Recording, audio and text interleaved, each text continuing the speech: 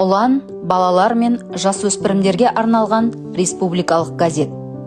Газет 1930 жылы 14 наурызда Жас Алаш газетінің 5-6 беттерінде газет ішіндегі газет болып алғаш жарық көрді. Алғашқы атауы Пионер болды. 1930 жылы 5 қарашада Пионер газеті Алматы қаласының Гоголь көшесіндегі номері 9 үйге өз алдына дербес басылым болып бөлініп шықты. Газет жақсы, балаларға дос еді ғой, балалардың досы деп соғатынбыз. Ол шынында солай ғой, балалардың сырласы, досы деп газет. Кім бірің осы газетке жазады, мен үйттім, бүйттім деп.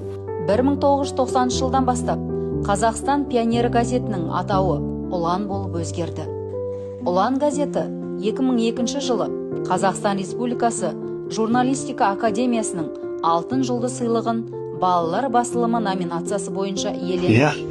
Мынау газеттерін шығып жатыр екен, 95 жылға толып жатыр екен.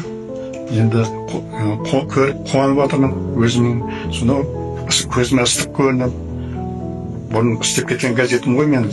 7 жылдығына мен дайындағам, осы жердегі тізімдерді, бас редакторлардың тізімдерін алғаш рет мен ұйымдастырып едім. Биыл 95 жылдық мерейтойын атап өтіп жатқан балалардың төл басылымы осы уақыт ішінде қанша ұрпақтың санасын қалыптастырып, дүниетанымын кеңейтті. Олардың рухани, мәдени дамуында үлкен рөл атқарды.